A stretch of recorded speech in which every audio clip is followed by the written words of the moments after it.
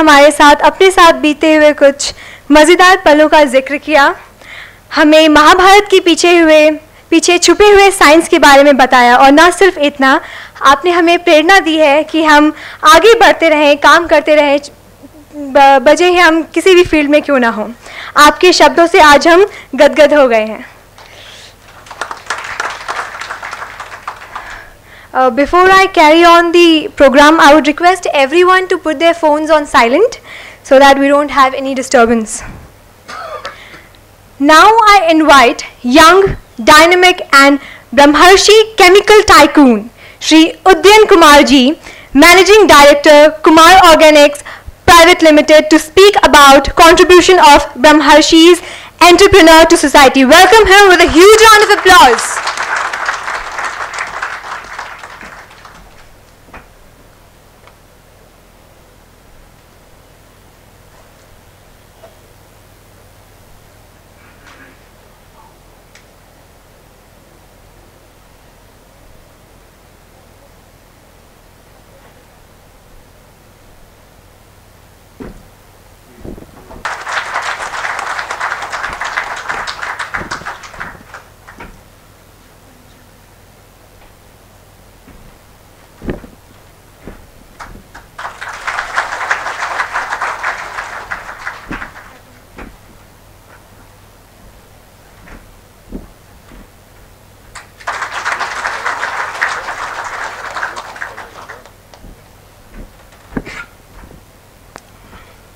इतने बड़े बड़े प्रवक्ता लोग बैठे हुए हैं, इसी के लिए मेरा गला सूख रहा है, तो थोड़ा सा पहले पानी पी लूं।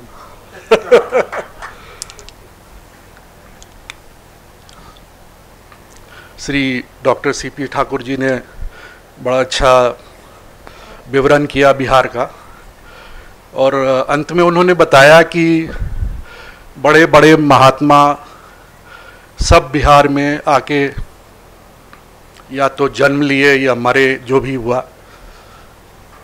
मैं गया से आता हूँ, और गया में दो तीन चीज़ के लिए बहुत फेमस है। एक महात्मा बुद्ध, दूसरा पिंडदान, और तीसरा वहाँ का तिलकुट भी बहुत फेमस है। पता नहीं आप लोग कभी टेस्ट किए हैं कि नहीं, वैसे अनरसा भी गया से आता है। तो एक सर्वेक्षण हुआ, उसमें अगर आप देखें, आजकल जैसे मोदी जी बोल रहे हैं make in India, make in India, और make in India for what?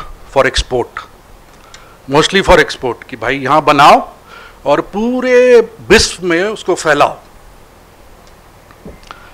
तो एक्सपोर्ट का बात होता है, सॉफ्टवेयर का एक्सपोर्ट होता है, केमिकल का एक्सपोर्ट होता है, टेक्सटाइल का एक्सपोर्ट होता है।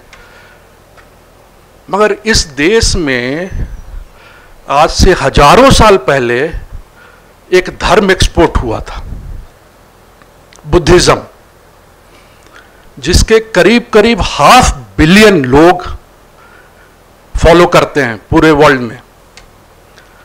और उसको अगर देखा जाए तो उनका जो, अगर आप कंपेयर करें एक मुस्लिम और बुद्धिज्म में, तो 940 मिलियन सुन्नी मुसलमान हैं, और वो सब मक्का जाते हैं, और मक्का का रेवेन्यू अर्निंग है करीब करीब $10 बिलियन।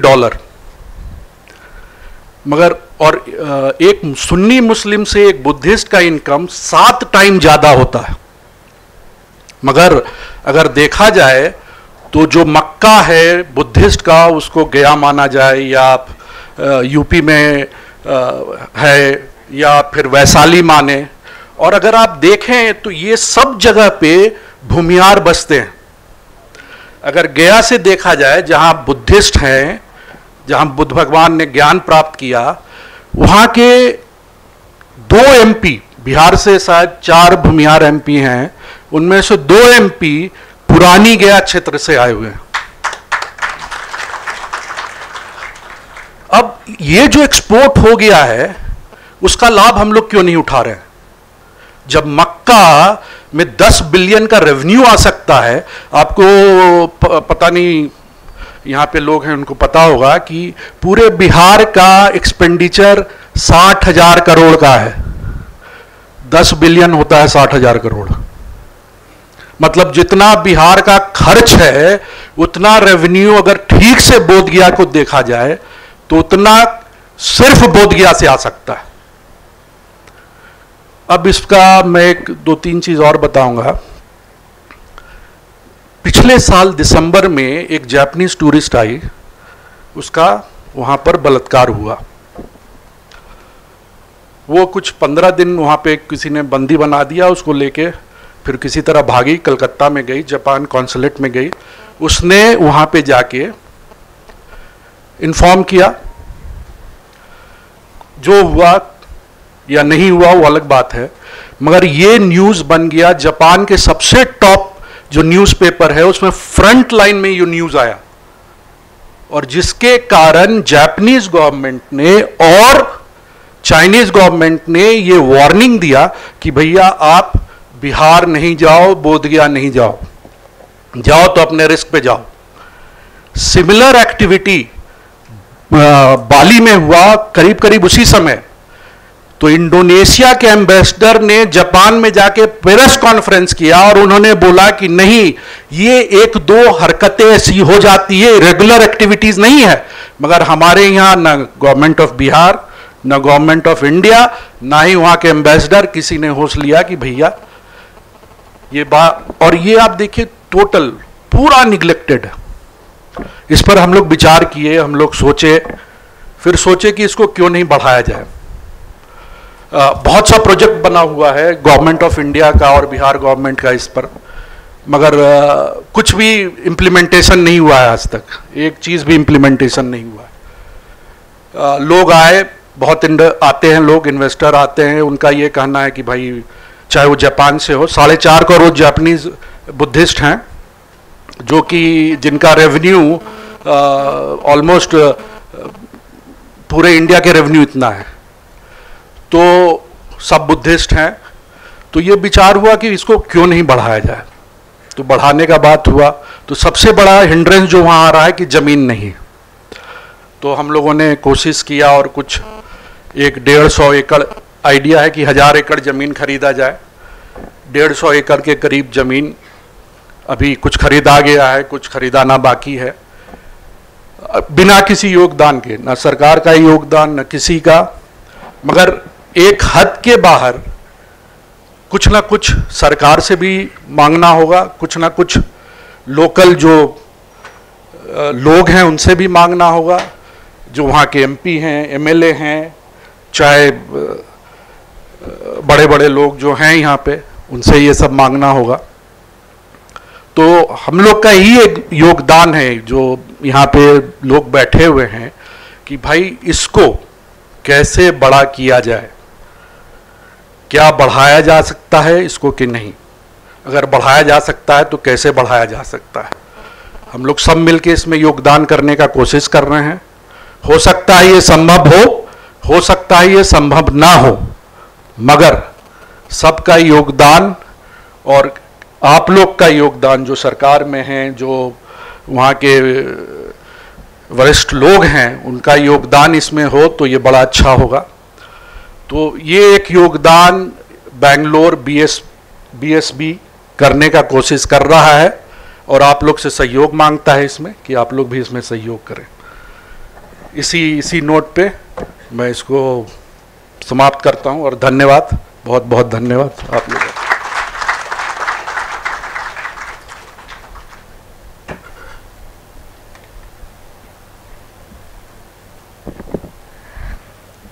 धन्यवाद सर, आपने हमें मोदी जी द्वारा शुरू किया गया मेक इन इंडिया के बारे में बताया, जिसमें अगर हम प्रोडक्शन अपने कंट्री से इंक्रीज़ करेंगे और उसे सही तरीके से इम्प्लीमेंट करेंगे तो हमारे इंडिया का रेवेन्यू बढ़ेगा और वो दिन दूर नहीं रहेगा जब हमारा देश फिर से सोने की चिड़िया कहलाएगा। Now I invite a dynamic leader who is man behind progress of Indian Railways and Vikas Purush of Purvanchal, Shri Manoj Sinha ji to enlighten the Brahmarshis for their growth with available resources.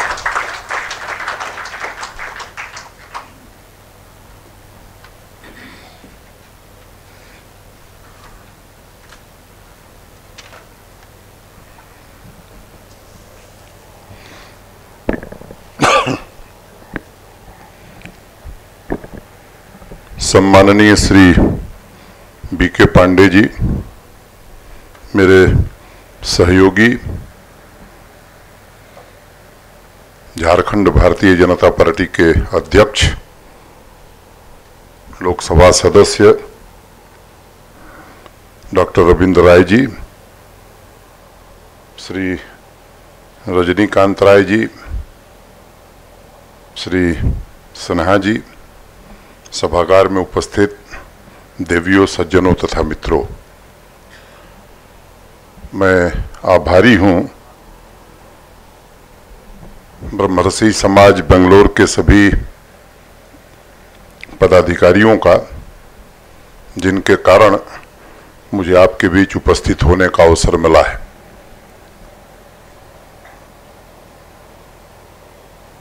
Doctor CP Thakur साहब ने बहुत विस्तार से कुछ बिंदुओं की ओर इशारा किया है, मैं उधर नहीं जाऊंगा। मेरे पूर्व के वक्ता ने भी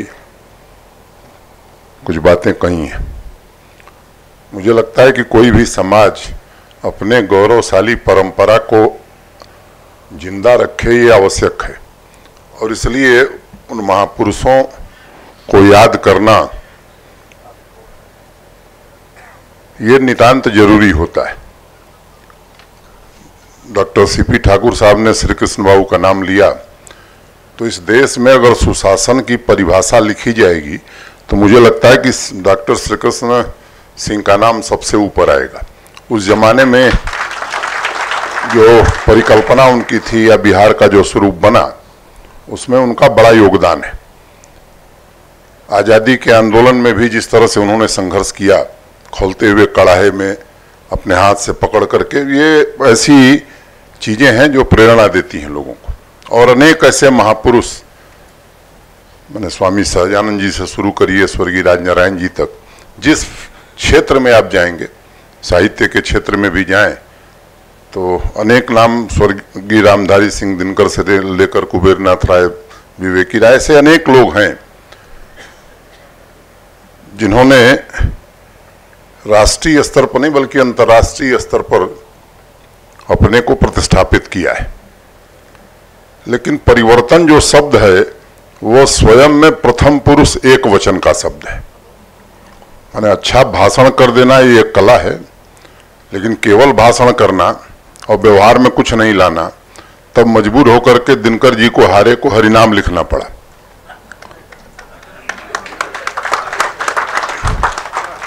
तो मैं मानता हूं कि फर्स्ट मैंने परिवर्तन, मैंने कहा कि I, it's a word of first person and singular number. तो अगर परिवर्तन हम करना चाहते हैं तो पहले खुद में परिवर्तन करें, फिर दूसरे को शिक्षा दें कि साहब इस दिशा में चलना है। तो मैं समझता हूँ ऐसे लोग स्थान भी जिनका ऊंचा रहा है, और मैं समझता हूँ कि वो कर भी सकें। अब शाहजहां जी घर से निकल गए छोड़ छाड़ के, तो हम करेंगे सब और कहेंगे नहीं परिवर्तन आप करिए, तो भगत सिंह पैदा हो पड़ोसी के घर में, मेरे घर में नहीं, तो इससे समाज बदलता नहीं है। मैंने सामान्य ये बातें आप सब जानते हैं, कोई नई बात मैं नहीं कर रहा। लेकिन यहाँ पर जो काम आपने किया है, मैं निश्चित रूप से आपको बधाई देता हूँ, एक सराहनीय काम किया है। लेकिन जो नमक की प्रॉपर्टी है, मैंने नमक का जो गुण है, वो पानी में घुल जाता है। न पड़े तो स्वाद नहीं आता, और ज्यादा पड़ गया तो फिर खाना मुश्किल हो जाता है। मैं समझता हूं कि इस बात को भी सबको ध्यान में रखने की आवश्यकता है कि हमको नमक की तरह ही रहने की जरूरत है। हमारी अपरिहार्यता भी बनी रहे और समाज में स्वीकार्यता भी बनी रहे, क्योंकि लोकतंत्र संख्या के बल पर चलने वाला शासन तंत्र है।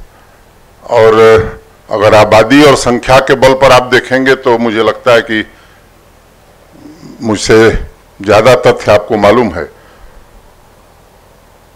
राजनीतिक दृष्टि से जो लोग पहले हुए, कारणों में मैं नहीं जाना चाहता हूं। महावीर त्यागी से लेकर के मैंने देश के मूर्धन्य सांसदों में उनका नाम था, और मैं कह सकता हूं कि जो देश के 2-4 शीर्ष संसदीय जानकार हुए उनमें श्री महावीर त्यागी थे। लेकिन आज जो चुनौती है, निश्चित रूप से उस चुनौती का सामना मिलजुल करके किया जा सकता है, और यहाँ के स्थानीय पदाधिकारियों ने एक अच्छी शुरुआत की है।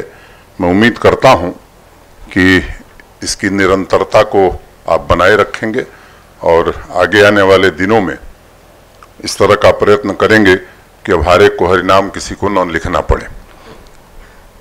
बात डॉक्टर सीपी ठाकुर साहब ने अनेक बातें कही हैं। मुझे लगता है कि बहुत निराश होने की भी जरूरत नहीं है। इस देश में संभावनाएं हैं, और अगर नहीं हुआ तो नहीं होगा ऐसा मानना, मैं समझता हूं ये कर्मवीरों का काम नहीं है। नहीं हुआ होगा, लेकिन हम करेंगे। इस तरह का सोच लेकर के जो चलते हैं, निश्चित रूप से शायद वो कुछ कर पाए। देश की भारतीय राजनीति की शब्दावली को देश की जनता ने बदल दिया 10 महीना पहले, और मैं मानता हूं कि केवल भारतीय राजनीति की शब्दावली नहीं बदली है, बल्कि कार्य संस्कृति भी बदलने लगी। अब यह है कि इंजन बड़ा पुराना हो गया है, लुब्रिकेंट डाला है तो असरदार है, थोड़ा समय लगेगा, लेकिन लोग उम्मीद करेंगे तुरंत वो चौथा गियर लगा लें और चलने लगें। वो संभव नहीं है। लेकिन मैं भी जो दिशा देख रहा हूं, मैं आश्वस्त हूं कि दिशा ठीक है, और आने वाले दिनों में वो गति भी पकड़ेगा। मेरे पूर्व जो वक्ता बोल रहे थे, तो केवल वो एक्सपोर्ट करने के लिए मेक इन इंडिया का कार्यक्रम नहीं है। उसमें जो लक्ष्य प्रधानमंत्री ने रखा है, कुल सकल आय जो देश की है, उसमें 25% का योगदान मैन्युफैक्चरिंग सेक्टर का हो। ये एक बड़ा प्रकल्प है। एक्सपोर्ट होगा ही, सही है, लेकिन ऐसी भी चीजें जो हम बाहर से मंगाते हैं और नहीं बना पाते हैं, उनको भी हम देश में बनावें, इसका भी प्रयत्न सरकार कर रही है। 2-3 बातों की ओर केवल संकेत करके मैं अपनी बात पूरी करूंगा। विधान परिषद के सदस्य रजनीश आ गए हैं, और हमको लगता है सभा से आ रहे होंगे, तो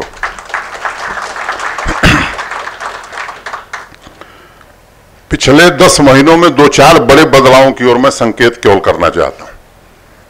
काले धन की चर्चा देश में बहुत हो रही है, उस पर आज भी बहस हो सकती है, विवाद भी हो सकता है, लेकिन नियत क्या होती है ये मुझे लगता है कि समझने की जरूरत है।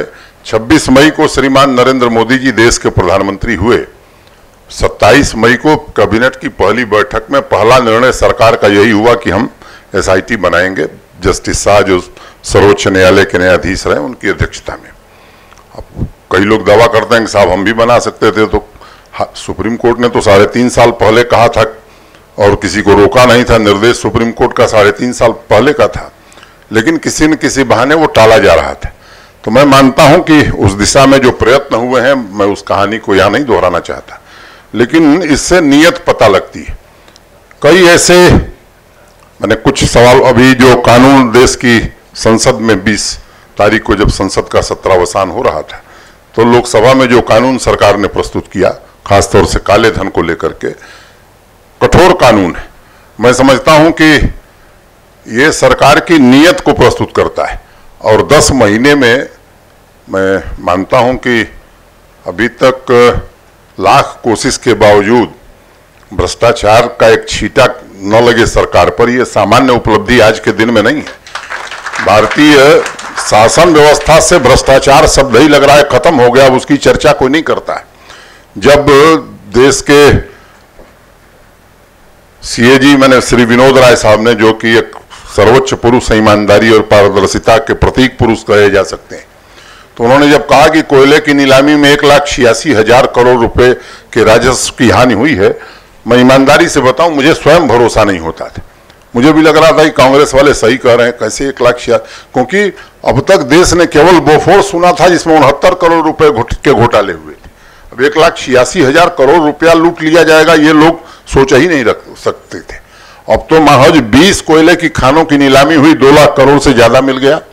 अभी 2-3 दिन पूर्व कोयला सचिव मुझे मिले थे, कहे साहब 4 लाख करोड़ से ज्यादा हमको प्राप्त हो गई है कोयले की नीलामी से। स्पेक्ट्रम की नीलामी में 1 लाख करोड़ से ज्यादा मिल गया, अभी पहली नीलामी हुई है। तो इस तरह से राष्ट्र के संसाधनों की जो खुली लूट हुई है, इसके कारण हम गरीब हुए। यह देश कभी दरिद्र नहीं रहा है। मैं समझता हूं कि आज भी अगर अपने संसाधनों का सही ढंग से हम इस्तेमाल करेंगे, ठीक है 2-3 वर्ष लग सकता है, लेकिन स्थिति को हम बदल सकते हैं। और मैं उम्मीद करता हूं कि स्थिति निश्चित रूप से बदलेगी। जिस आकांक्षा से, जिस विश्वास से लोगों ने जनादेश दिया है, देश के प्रधानमंत्री जी निश्चित रूप से लगे हैं। और मुझे पूरी तरह यकीन है, भरोसा भी है कि जिस दिशा में सरकार चल रही है, आने वाले दिनों में एक सक्षम, समर्थ और समृद्ध भारत निश्चित रूप से बनेगा। एक और बड़ा बदलाव हुआ, इस देश का और देशवासियों का सम्मान जो बढ़ा है। पिछले वर्ष सरकार बनने के 3-4-5 महीना पहले मैं सिएटल गया हुआ था। आप सब जानते हैं, ये तो सिलिकॉन वैली है देश की, मुझे बताने की जरूरत नहीं। माइक्रोसॉफ्ट का वही हेड ऑफिस है। मुझे किसी यूनिवर्सिटी के एक प्रतिनिधिमंडल के रूप में मुझे जाना पड़ा था। मैं वहाँ गया था। पिछली बार जब मैं गया, अभी 13 सितंबर को मैं शिकागो में था। दोनों यात्राओं का जो अंतर मैं महसूस कर रहा था, मैं समझता हूँ कि आप में से अनेक लोग जाते हैं, वो महसूस कर सकते हैं कि ये 10 वर्षों में क्या बदलाव हुआ है। तो भारत का और भारतीयों का सम्मान निश्चित रूप से पूरी दुनिया में बढ़ा है। और आज एक चर्चा में बात आई कि भारत के प्रधानमंत्री दुनिया के सर्वश्रेष्ठ नेताओं की पंक्ति में आज खड़े हैं, तो ये देश के जनतंत्र की ताकत है और उनकी व्यक्तिगत, मुझे लगता है कि ये उपलब्धि है। अब रेल की थोड़ी चर्चा मैं जरूर कर दूं। डॉक्टर सीपी ठाकुर साहब ने एक बात कही, ये मीडिया का स्पेकुलेशन, मैं समझता हूं ये तथ्य पर आधारित नहीं होता है और इसमें न कोई तथ्य है न कोई सच्चाई है। इस तरह की खबरें चलाई जाती हैं, कभी नुकसान पहुंचाने के लिए भी, कभी लाभ दिलाने के लिए भी। तो इन खबरों पर मैं न भरोसा करता हूं, न मैं इसको कोई अहमियत देता हूं। भारतीय रेल संकट से गुजर रही है, खासतौर से आर्थिक संकट भारतीय रेल के सामने एक बड़ी चुनौती के रूप में खड़ा है। दूसरी, सामान्य यात्री की अपेक्षा है कि सब समाधान भारतीय रेल कर दे। अगर वास्तविक जो समस्या है हमारी, तो आजादी के बाद जो हमारा पैसेंजर ट्रैफिक है, लगभग 10 गुना से ज्यादा, 11 गुना बढ़ गया। माने यात्रियों की संख्या की दृष्टि से यदि मैं बात करूं, फ्रेट ट्रैफिक जो हमारा है, जिसे माल की ढुलाई कहते हैं, वो 7 गुना बढ़ गया है। और रेल का जो इंफ्रास्ट्रक्चर नेटवर्क है, वो 2.25 गुना बढ़ा है। तो ये जो गैप है, ये जब तक नहीं भरा जाएगा, मैं समझता हूं कि मुश्किल होगा सामान्य यात्री की अपेक्षाओं के अनुरूप भारतीय रेल को बनाना। आप सब उस कहानी को जानते हैं, मैं नहीं दोहराना। 30 वर्ष 35 वर्ष पहले परियोजना स्वीकृत हो गई, पूरी नहीं हुई, लागत भी बढ़ रही है, लोग सोच रहे हैं कि बस ऐसे ही स्वीकृत हो। तो थोड़ा सा प्रधानमंत्री जी की विशेष रुचि है और उस रुचि के कारण सरकार ने थोड़ा उस पर ध्यान दिया है। पिछली बार प्लान हॉलिडे घोषित कर दिया कि कोई नई परियोजना नहीं लेंगे। पहले से जो स्वीकृत परियोजनाएं हैं, जो शीर्ष प्राथमिकता की हैं भारतीय रेल की दृष्टि से, उन पर उपलब्ध धन का अधिकतम भाग खर्च करेंगे, जिससे वो निश्चित समय अवधि में पूरी हो जाए। 30 ऐसी परियोजनाओं को छांटा गया, उन पर अधिकतम धन दिया गया और मुझे बताते हुए प्रसन्नता है कि उसमें से लगभग 16 परियोजनाएं पूरी हो गई हैं, 7 इस जून महीने तक पूरी हो जाएंगी। तो उसका लाभ भी भारतीय रेल को प्राप्त हो रहा है। अब 2 रास्ते थे। एक रास्ता यह था कि किराए में भारी वृद्धि की जाए, क्योंकि 11% की वृद्धि हो रही थी वेतन और पेंशन के केवल मद में। दूसरा रास्ता था कि नई सुविधाओं को थोड़ा और अच्छा बनाया जाए।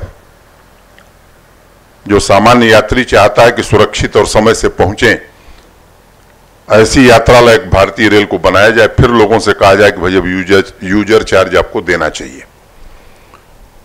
तो एक महत्वाकांक्षी लक्ष्य तय किया सरकार ने और आने वाले 5 वर्ष में लगभग 8.5 लाख करोड़ रुपए भारतीय रेल में निवेश किया जाए, इसका फैसला किया। अगर कुछ आंकड़े मैं आपको बताऊं तो 492 ऐसे रेल खंड हैं जो 100% की ज्यादा क्षमता से चलाए जा रहे हैं। माने 100 रेलगाड़ी चलनी चाहिए तो 100 से ज्यादा चल रही है। 278 ऐसे रेलखंड हैं जो 80 से 100% की क्षमता पर चल रहे हैं। अब उसमें लोग उम्मीद करते हैं कि साहब ट्रेन समय से चले, और रोज ये भी कि साहब अभी हफ्ते में 2 दिन चल रही, मैं जैसे ही प्रवेश किया तो मुझे आपने कहा कि साहब यशवंतपुर से एक ट्रेन जाती है बेगूसराय भागलपुर, तो सप्ताह में अभी 2 दिन है, उसे नियमित किया जाए। ये मैं मानता हूँ ये आवश्यकता है, आपकी अपेक्षा सही है, लेकिन वैसा भारतीय रेल का नेटवर्क बने ये जरूरी है। और इसलिए थोड़ा राजनीति से अलग हट करके कुछ फैसले, कड़े फैसले भी करने पड़े, तो मुझे लगता है कि सरकार इसने मन बनाया है वो करने को तैयार है। कई लोगों ने संदेह व्यक्त किया कि साहब अब ये आएगा पैसा कहाँ से, लेकिन 1.5 लाख करोड़ रुपए का एक MOU लाइफ इंश्योरेंस कॉर्पोरेशन और भारतीय रेल के बीच में बजट अभी स्वीकृत नहीं हुआ था, राज्यसभा लोकसभा में जब बहस शुरू हुई तो उसके पहले ही हो गया। अभी कोयला मंत्रालय, ऊर्जा मंत्रालय और ऑयल और नेचुरल गैस इन मंत्रालयों ने भी 1 लाख करोड़ रुपए का MOU आने वाले महीने में हम साइन कर रहे हैं। अनेक फाइनेंसिंग एजेंसीज हैं, अनेक वित्तीय संस्थाओं ने भरोसा दिया है 2 महीने के अंदर इस तरह के अनेक MOUs भारतीय रेल साइन करने वाली है। और जो सबसे ज़्यादा बल हमने दिया है, क्योंकि जमीन अधिग्रहण और भूमि अधिग्रहण पर मैं आज कुछ बोलना नहीं चाहता हूँ, देश में एक समस्या बन गया है और इसलिए तय किया कि जो इस तरह के हमारे रेलखंड हैं, जो अधिकतम हमने परियोजनाएं स्वीकृत की हैं, वो डबलिंग, ट्रिपलिंग, 4th लाइन, अब इसमें से अनेक लोग इलाहाबाद से मुगलसराय की यात्रा करते हैं।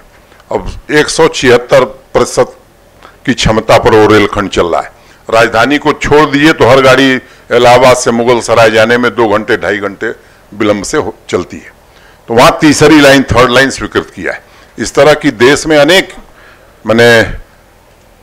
नई परियोजनाओं को स्वीकृत करके, और एक और काम किया है कि उस पर अधिकतम धन उपलब्ध कराना, ताकि वो फिर 35 साल नहीं, जैसे वो दीघा में पुल बन रहा है, और अभी मैं गया था मुंगेर और दीघा देख के आया हूँ, तो अब भारतीय रेल की ओर से काम जून में निश्चित रूप से हमारे जो वहाँ अधिकारी हैं उन्होंने कहा साहब 30 जून तक हम अपना काम खत्म कर देंगे। मैंने कहा नहीं, 15 जून तक खत्म कर दीजिए।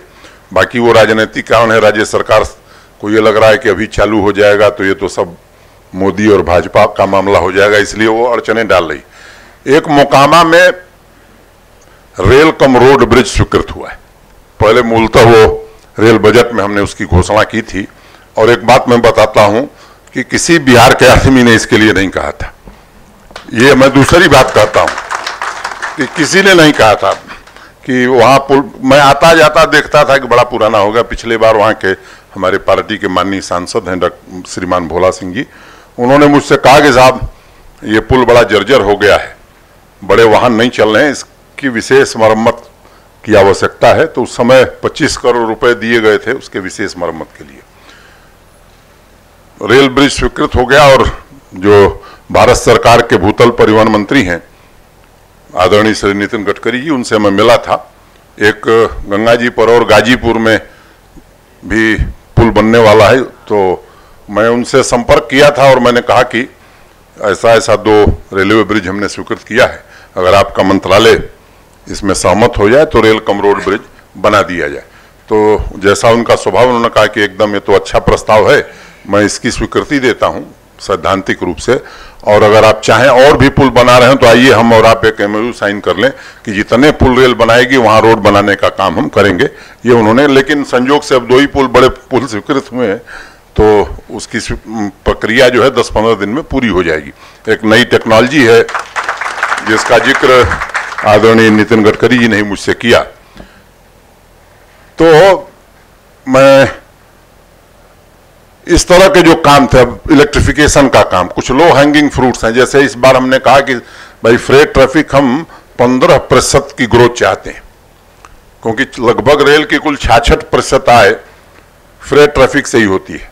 अब लोगों को, अनेक लोगों को मालूम है, जो यात्रा आप करते हैं, मैं चाहूंगा कि अगले वर्ष जो टिकट मिले उस पर लिखा जाए कि ये इस पर सब्सिडी आपको दी जा रही है। जो वास्तव में रेल का खर्चा है वो सामान्य यात्री से नहीं लिया जाता है, और खासतौर से सबर्बन ट्रेन जो हमारी हैं वो और घाटे में चलती हैं, तो क्रॉस सब्सिडाइजेशन है। लेकिन मैंने पहले ही कहा कि हमने तय किया कि नहीं, पहले थोड़ी सुविधाओं को ठीक किया जाए। अब अपेक्षाएं लोगों की बहुत है। एक दिन संसद में किसी ने कहा कि साहब बाजरे की रोटी नहीं मिलती है। भाई हम ट्रांसपोर्ट ऑर्गेनाइजेशन है, हमारी जिम्मेदारी है कि समय से सुरक्षित यात्री को पहुंचा दें। माल भाड़े में हमारा शेयर, हमारा हिस्सा इसलिए कम हो गया कि लोगों को भरोसा ही नहीं है कि पटना से चला है बंगलोर तो कब आएगा। कुमार साहब सोचेंगे ही नहीं, उनको भरोसा नहीं कि रेल अगर 5 दिन में आना है तो आ पाएगा, उनको लगेगा कि भाई वो 1 महीना लगी। तो इसलिए उसमें हमारा जो हिस्सा है वो घटा है। तो मुख्य रूप से इन 2 चीज़ों पर फोकस हमने किया है। लेकिन लोग चाहते हैं कि अच्छा खाना मिले, लिनन अच्छा मिले, डिस्पोजेबल मिले, अनेक तरह, लेकिन वो वैल्यू एडिशन है। मैं निजी तौर पर मानता हूं कि हमारा काम है एक ट्रांसपोर्ट ऑर्गेनाइजेशन के नाते सुरक्षित और समय से आदमी को पहुंचाना, सामान को पहुंचाना, और उस पर हम केंद्रित कर रहे हैं। मैं उम्मीद करता हूं कि जो अभी एक 5 साल का ब्लूप्रिंट भारतीय रेल का सरकार ने बनाया है, हमारे जो रेल मंत्री जी हैं श्रीमान सुरेश प्रभु जी काफ़ी दूरदृष्टि रखते हैं बेचारे, और मैं उम्मीद करता हूं कि जो काम अभी हाथ में लिए गए हैं पूरा होने के बाद निश्चित रूप से एक कायाकल्प काउंसिल भी बनाई है। श्री रतन टाटा जी को उसका अध्यक्ष बनाया है। कुछ और लोग भी, श्री विनोद राय जी भी भारतीय रेल को सलाह दे रहे हैं। कुछ विशेष काम खासतौर से माने भारतीय रेल की जो अकाउंटिंग है उसको कैसे दुरुस्त किया जाए और पारदर्शी बनाया जाए, इस पर उन्होंने काफ़ी काम कर लिया। मैं उम्मीद करता हूं कि 2-4 दिनों में वो सम्यक रूप से बताएंगे कि ये चीज़ें यहाँ लागू करने की हैं। तो एक मोटे तौर पर मैं मानता हूं कि सरकार की दिशा ठीक है और बिहार में भी बदलाव हुए, थोड़ा सा सुशासन आया। तो सड़कें, मैं जब गांव जाता था तो तारापुर से चलता था, मेरी खेती है, अब बांका जिला हो गया, पहले भागलपुर जिला होता था। तो तारापुर से चलता था तो समझ में नहीं आता था कि सड़क में गड्ढा है कि गड्ढे में सड़क है। लेकिन अब मैं देख रहा हूं कि श्रद्धेय अटल बिहारी वाजपेयी जी ने जो योजना शुरू की, प्रधानमंत्री ग्राम सड़क योजना, तो उसका लाभ बिहार को बहुत मिला है और बहुत अच्छी अच्छी सड़कें हैं। लेकिन अब यह है कि जो अपेक्षा है लोगों की, अब बंगलोर तो बिहार नहीं बन सकता है, मुझे लगता है कि बन भी नहीं सकता है, क्योंकि परिस्थितियां भिन्न है, मानसिकता भिन्न है। और लेकिन यह है कि जो मूलभूत आवश्यकताएं हैं वहां क्षमता है, वहीं के लोग आकर के यहाँ इतना बड़ा उद्योग चला सकते हैं, तो फिर गया में क्यों नहीं चला पा रहे हैं। अनेक लोग, मैं इतने एक उदाहरण दिया है।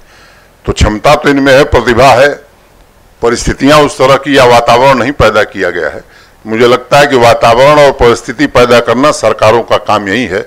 बाकी प्रतिभा जिसमें होगी वो आगे बढ़ेगा ही, उसे कोई रोक नहीं सकता है। तो आपने ठीक कहा, सरकार इसमें मदद करेगी जो अपेक्षा है आपकी, और सरकार का काम ही यही है कि चाहे उद्योग, और हम कम से कम मोदी जी की सरकार इसमें विश्वास करती है, क्योंकि हम उद्योग को बढ़ावा दें, इसको हम किसान का या गरीब का विरोधी नहीं मानते। पैसा ही नहीं रहेगा तो कौन सी सामाजिक सुरक्षा की योजना चलेगी। तो पैसा आवे तभी हम गरीब आदमी की मदद कर सकते हैं। तो उद्योग लगे, देश की आमदनी बढ़े, तभी समाज का जो गरीब व्यक्ति है, क्योंकि उसकी भी मदद होनी चाहिए, सरकार की जिम्मेदारी है। और इसलिए अनेक उस तरह की योजनाएं भी सरकार ने शुरू की है, आप सब जानते हैं उसके बारे में।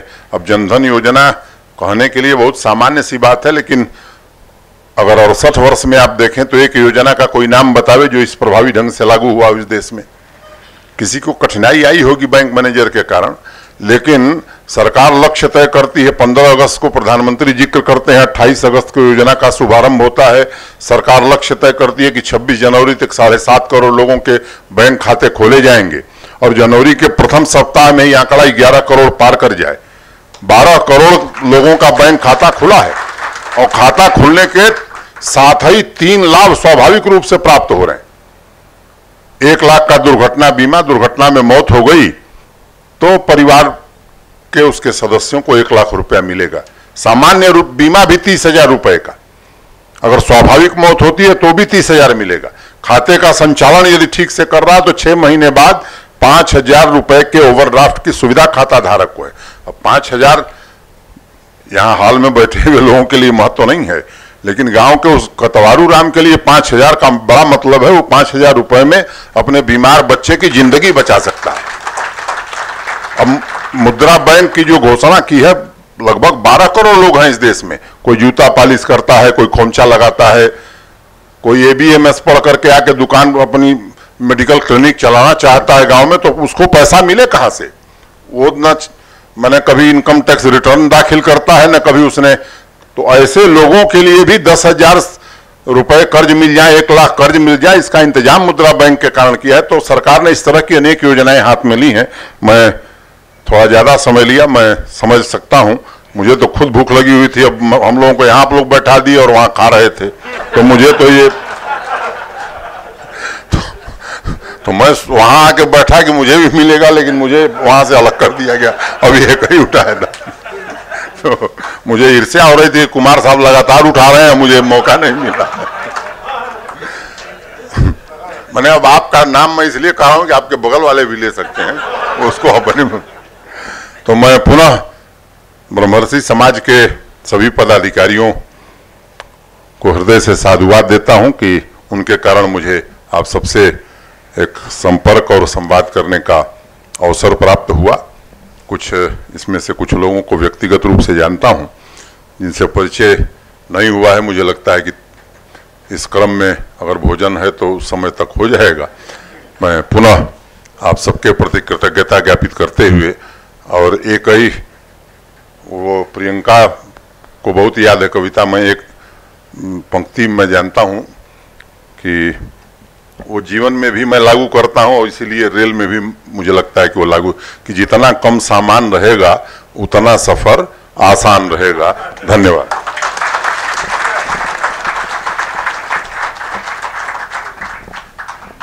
Thank you, sir, for enlightening us with the facts unknown to us regarding railway that are beneficial to us.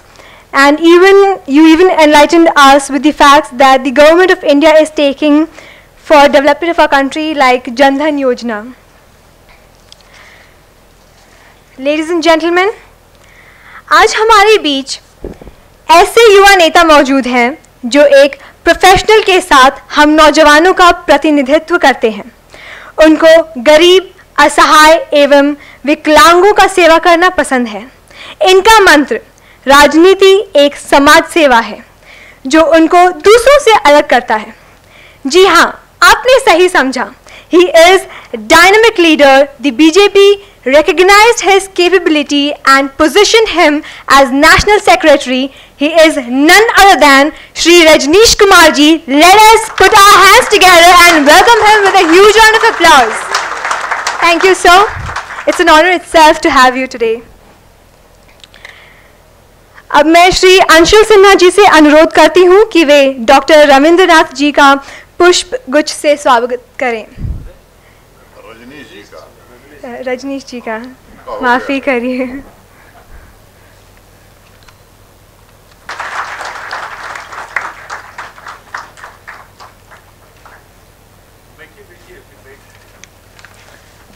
Thank you sir.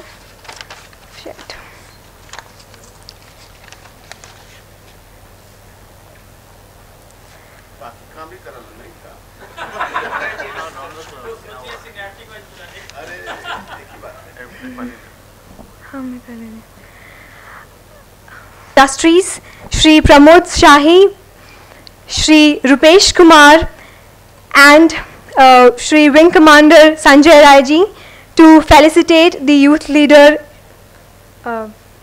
Shri Rajneesh ji.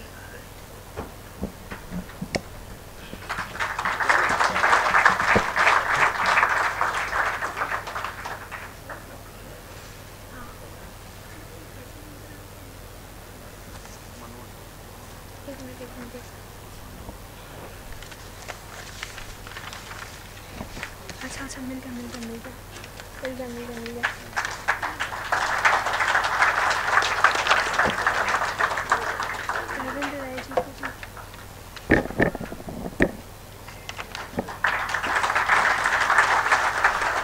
Thank you, sir. Kindly be seated.